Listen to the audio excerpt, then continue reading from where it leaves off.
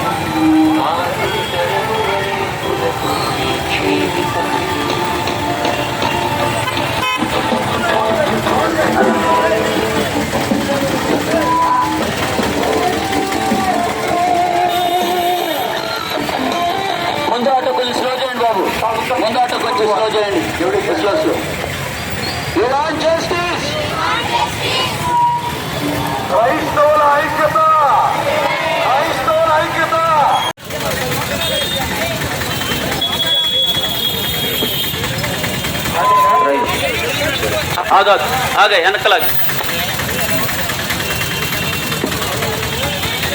దైవజనుడు వారు అకస్మాత్తుగా దుర్మరణం పాలయ్యారు.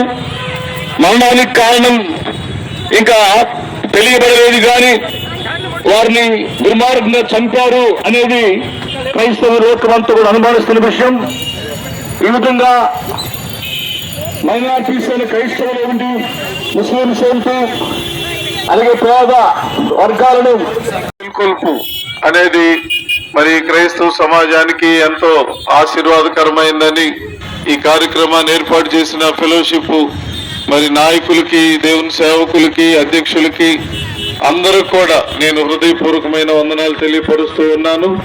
వారి యొక్క మరి ఈ గ్యాదరింగ్ కానీ ప్రదర్శిస్తూ మరి ఈ శాంతి ర్యాలీ జరిగిస్తున్నాం. ఈ సమయంలో మన మధ్య దైవజనులు కొందరు ప్రార్థన చేస్తుంటారు. దయచేసి దేవుని బిడ్డలారా, ప్రభునామంలో మీ అందరికీ ఈ సాయంకాలపు శుభాలు, దీవెనలు తెలియపరుస్తూ ఉన్నాం. మరి జరిగినటువంటి కొన్ని దినాల క్రితం జరిగిన ఈ సంఘటన క్రైస్తవులందరికీ తెలిసినటువంటిదే. దైవ సేవకులందరూ కూడా దుఃఖించి బాధపడేటువంటి సంఘటన మరి మన ఆంధ్ర రాష్ట్రంలో జరగటం అనేది బాధాకరమైన విషయం. ఒక దైవజనుడు మరి పాస్టర్ పగడాల ప్రవీణ్ గారు దైవజనుడనే చెప్పాలి. ఎందుకంటే వారి యొక్క పరిచర్యలు ఎంతో అద్భుతమైనవి. మరి వారు స్వయంగా మిగిలిన చందాల మీద ఆధారపడి చేసే పరిచర్య కాదు, కానీ వారి సొంత కష్టార్జితం మీద ఆధారపడి ఒక కంపెనీకి, సాఫ్ట్వేర్ కంపెనీకి సిఇఓగా వారు పనిచేస్తూ మరి ఆ వచ్చినటువంటి ఆదాయంతో ఎన్నో రకాలైనటువంటి పరిచర్యలు ఈ ఆంధ్ర రాష్ట్రంలో తెలుగు ప్రజల మధ్య వారు జరిగించడం అనేది మనం వింటే అది ఆశ్చర్యాన్ని కలిగిస్తుంది. ఎప్పుడో మరి 1800 కాలంలో భారతదేశానికి, ఆంధ్ర రాష్ట్రానికి వచ్చినటువంటి మిషనరీలు ఈ ప్రాంతంలో ఏ విధంగా స్వచ్ఛందమైనటువంటి పరిచర్య ప్రారంభించారో ఆ స్వచ్ఛందమైనటువంటి పరిచర్యని మరి ఈ దినాల్లో జరిగించేటువంటి దైవజనులు చాలా అరుదుగా ఉన్నారు. అలాంటి వారిలో మనం పాస్టర్ ప్రవీణ్ గారిని ఈ సమయంలో వారు మరి మన మధ్య, ఈ ప్రజల మధ్య వారు లేకపోయినప్పటికీ కూడా వారి యొక్క సేవా జీవితం, వారి పరిచర్యలు అనేవి ప్రజల మధ్య ఎప్పటికీ సజీవంగా అవి నిలిచిపోయి ఉంటాయండి. వారు హెల్త్ పరమైనటువంటి పరిచర్య చేస్తూ ఉన్నారు. అలాగే సువార్త పరమైనటువంటి సేవ వారు జరిగిస్తూ ఉన్నారు.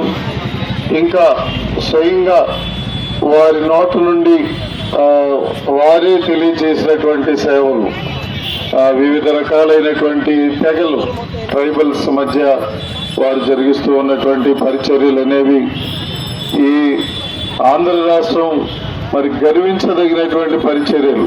ఈరోజు కూడా చేయలేనటువంటి ఈ సేవా జీవితాన్ని ఒక దేవుని ఎరిగినటువంటి దైవజనుడు తన సొంత కష్టార్జితంతో ఆయన కష్టార్జితాన్ని హెచ్చిస్తూ మానవత్వాన్ని మేల్కొల్పటానికి, ప్రజలలో దైవత్వాన్ని నింపటానికి స్వచ్ఛందంగా చేస్తూ ఉన్నటువంటి పరిచర్య మరి మానవులందరూ కూడా గర్వించదగినటువంటిది. ఒక మతానికి చెందింది కానీ, లేక ఒక తెగకి కానీ, ఒక భాషకు కానీ వ్యతిరేకమైనటువంటి వ్యక్తి కాదు, కానీ మానవత్వంగా ఈ లోకానికి తెలియచేసినటువంటి ఒక గొప్ప వ్యక్తిత్వం కలిగినటువంటి వారు పాస్టర్ ప్రవీణ్ గారు. మరి వారు ఈ లోకంలో లేకుండా వివిధ రకాలైనటువంటి అపోహలు, యాక్సిడెంట్ అని లేక మంటదని, వివిధ రకాలైనటువంటి అపోహలు, ఒకవేళ దైవ సేవకులుగా మనం ఏ విధమైనటువంటి ఎదురు దాడి సంబంధమైన చర్యలు మనం చేయలేకపోవచ్చేమో. చూస్తూ ఉన్న దేవుడు ఉన్నాడు. ఆయన సేవకులను దృష్టించేవాడు. ఆయన ప్రతి సేవకుని యొక్క ప్రార్థనని వినేటువంటి దేవుడు. కాబట్టి వారు విడిచి వెళ్ళినటువంటి పరిచర్యలు, వారి కుటుంబ జీవితం, అలాగే బిడ్డలు, వీటన్నింటినీ కూడా సర్వశక్తిమంతుడైన దేవుడే ఈ భూమి మీద కొనసాగిస్తూ ఉంటాడని సంఘాలు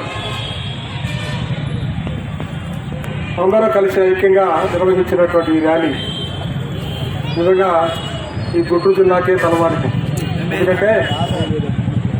ఎందుకంటే ఒక దైవజనుడి మృతి అది సహజమైనదైతే అందరూ యాక్సెప్ట్ చేస్తారు. సహజం కాదు అంటే ఇంతవరకు ఎక్కడా స్పందన కనిపించడం లేదు. దాన్ని బట్టి చాలా విచారిస్తూ ఉన్నాం. ఒక మనిషిని మాటల్లో ఎదుర్కోవడానికి జ్ఞానం సంపాదించుకోవాలి. ఆ జ్ఞానం ఆయన ప్రదర్శించి అనేక ప్రశ్నలకు సమాధానాలు చెప్తుంటే దాన్ని ఓరవలేనటువంటి స్థితి ఎంత బాధాకరమో సభ్య సమాజం గుర్తిరగాలి. జ్ఞానులైనటువంటి వారు, చదువుకున్నటువంటి వారు, విచక్షణ కలిగినటువంటి వారు ఈ విషయాలను మనలోకి తీసుకోవాలి. ఎందుకంటే ఏదైనా మాట్లాడితే పరిష్కారం దొరుకుతుంది, అంతేగాని ఇలాంటి దుశ్చర్యలు సభ్య సమాజానికి సిగ్గుచేటు. మనం స్వతంత్ర భారతదేశంలో ఉన్నాం.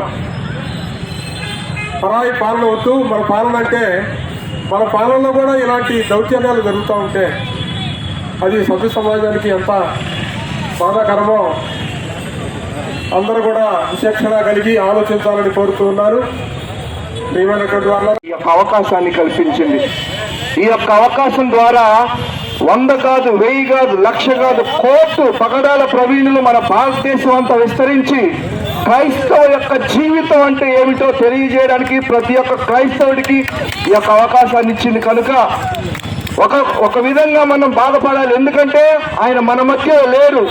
మరో విధంగా మనం సంతోషించాలి, ఎందుకంటే ఆయన పైనుండి క్రీస్తు ప్రభు ద్వారా మన యొక్క పరిచర్యను ఈ యొక్క భారతదేశంలో 10ంతులుగా, 60ంతులుగా, 30ంతులుగా, 100ంతులుగా, 1000ంతులుగా అనంతంగా యొక్క దేవుని సేవను మన భారతదేశం మొత్తం విస్తరించేలాగా దేవునితో సహా మనందరినీ ఆచరించడానికి తాను పైనుంచి కావలసినటువంటి అనుగ్రహాలను మనందరిపై కురిపిస్తాడు.